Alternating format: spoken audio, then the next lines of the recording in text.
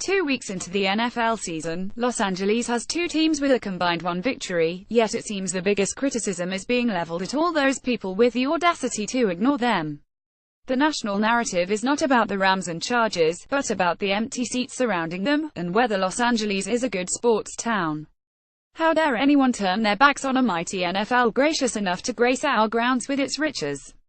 Everyone wants to know, what's wrong with us?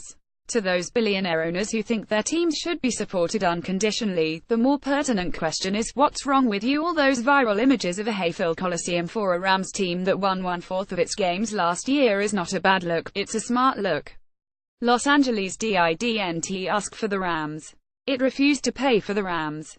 Its sports landscape survived 22 years just fine without the Rams.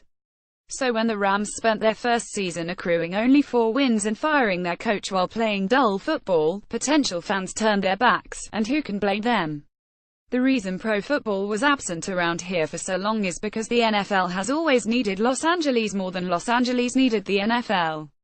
Only now is everyone seeing how that looks. While an NFL owner's arrival in some cities is treated like the coming of a messiah, Stan Kroenke showed up on South Figueroa as just another new businessman peddling another new product. There was no community obligation to fall at his feet and occupy his seats.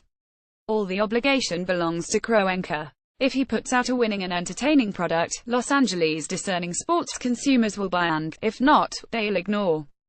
That's just how it works here. The Rams know this. They understand it. So last winter they hired a new young coach who instilled an exciting offense, and by the end of the season, here's guessing they will create some buzz.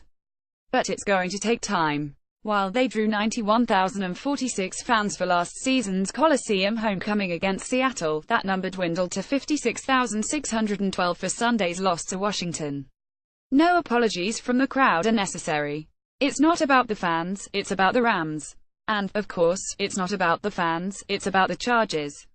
The former San Diego residents' problems in their return to Los Angeles have been endlessly chronicled, but it's not about apathy, it's about common sense. Los Angeles has scant historical or geographical connection to the Chargers. They are a team of strangers from another market who can only sell one thing, and that's winning, and so far they are 0-2 with both losses coming on botched final second field goal attempts. For $200 tickets and $40 parking, even in their sweet little soccer palace, those field goals are going to have to be made. Some have noted with glee that the Coliseum attendance at Saturday's Aztecas game, 84,714, was more than the attendance at both Sunday NFL games combined. But that's not because Los Angeles fans love college football more than the pros. USC worked hard for those fans. You think the Trojans football team can just show up and sell it out? Think again. Just ask those longtime Trojan fans who haven't always had so much company. During the final season of the brief Paul Hackett era in 2000, for a November 11th game against Washington State, the Trojans drew 40,565. The program was mired in mediocrity. It wasn't fun. USC had to do something dramatic. So Mike Garrett fired Hackett and made the out-of-the-box hire known as Pete Carroll. Carroll had to prove himself, and lots of folks including me didn't initially believe in him, and his fifth home game against Oregon State drew 44,880 fans.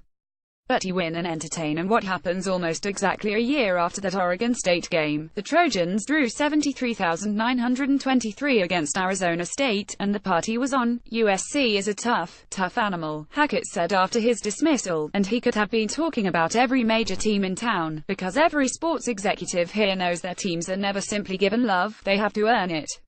You think this was always a Lakers town? Think again. Ask anyone who has ever cheered for a team led by Vlad Divac and Nick Van Exel. During the 19,931,994 season, the Lakers struggled to a 3,349 record amid crickets at the Forum. They averaged just 13,315 in the 17,505-seat arena.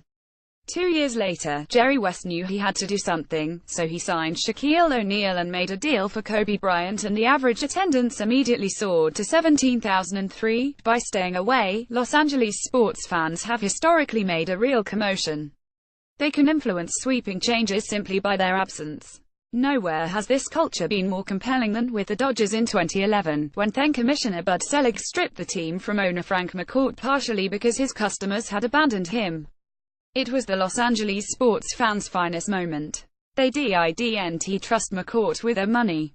They didn't want to honor his awful game experience with their time. They had enough of a decaying stadium, endless food lines, and fan violence such as what happened on opening day in 2011 to Giants fan Brian Stowe. Fans simply stopped showing up. In June of that year, I bought a midday reserved-level Dodger ticket for $2.55. The place was so empty and quiet, I fell asleep, and I wasn't the only one.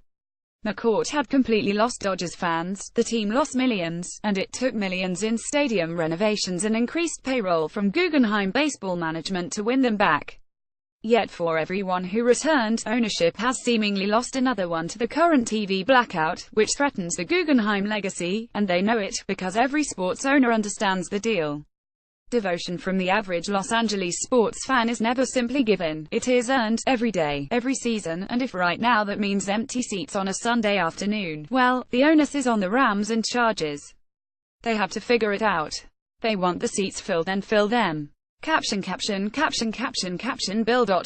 at latimes.com. J. More of Bill Plaschke's work and follow him on Twitter at Bill Plaschke.